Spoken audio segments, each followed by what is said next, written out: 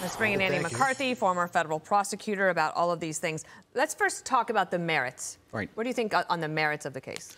Well, I think it's clearly a misdemeanor. It's one that shouldn't be brought. And the attack on Bragg here, it shouldn't be a defense of Trump, because it looks like this is a falsification of records. But the attack on Bragg ought to be that no one who was not Donald Trump would conceivably be charged with this. Right. And then with respect to Bragg, the second part where he's being super aggressive, even though he's incredibly not aggressive when it comes to like real crime in New York. This idea of trying to sort of bootstrap campaign finance violations on this. I mean, it's, first of all, most campaign finance law is federal, which is not what the New York Penal Code is talking about. He's apparently going to try to say, well, it could have been a violation of New York's election law. And I don't. This is you so probably convoluted. Yeah. Did Trump lose New York by like 30 points? Probably, I don't know. right. I mean, it does seem very convoluted. Right. And now let's get to other things. So here is the Wall Street Journal saying that Alvin Bragg's political charge against Trump. Right. Alvin Bragg, obviously a very progressive prosecutor. We all know that's not a question. New York is in the middle of a horrific crime crisis, and this is what he's spending his time on? Yeah, and the thing I would say about this, Dana, is, you know, we cover a lot of federal law. We're just very Washington-centric. But prosecutors in the federal system are appointed. They're vetted by the Senate to make sure that they're not going to use law enforcement as a weapon. That's one of the big qualifications. In the states, and in New York in particular, prosecutors are elected officials. And that, I think, pervades, it makes political considerations pervasive in prosecutorial decisions, which they shouldn't be.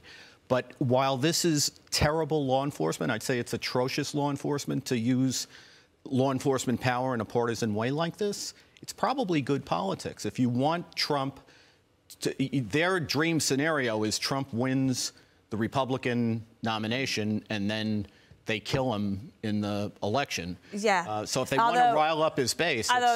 Yeah, so it's almost as if the Democrats think they want to run against Trump again, right? Right. Then also Trump, he's getting a lot of attention. He's got a lot of Republicans to defend him and to say this is outrageous. Chris Sununu is the governor of New Hampshire. He had some comments on CNN over the weekend. Listen here. This has nothing to do with January 6th. There's folks out there that still think this has something to do with January 6th. So I just think that the not just the media, but really a lot of the Democrats have misplayed this in terms of building sympathy for the former president. And it does drastically change the paradigm as we go into the 24 election. And Sununu is somebody who is, I guess, still contemplating whether he's going to run for president. But now you have Republicans who haven't traditionally always supported President Trump, even especially after January 6th, now saying this is wrong. And it would be the first in history. And what does this say to the rest of the world? Yeah. We do a lot on democracy efforts around the world in order to make sure that people understand it's okay to respect your opposition. You don't need to pursue them. This seems to be so contrary to that. What a way to make history. Yeah, it's banana republic stuff if it's not a very strong case that is compelling and deserves to be brought. I wonder, however, whether it'll be fleeting, because I've always thought that once the first prosecutor crosses the Rubicon, you have the Fulton County prosecutor who's about to bring a election 2020 case against Trump, and you have the special counsel who's working on both the Mar-a-Lago documents and January 6th.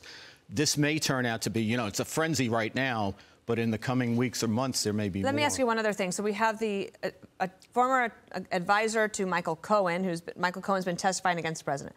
That guy is going to defend the president today, or at least attack Michael Cohen.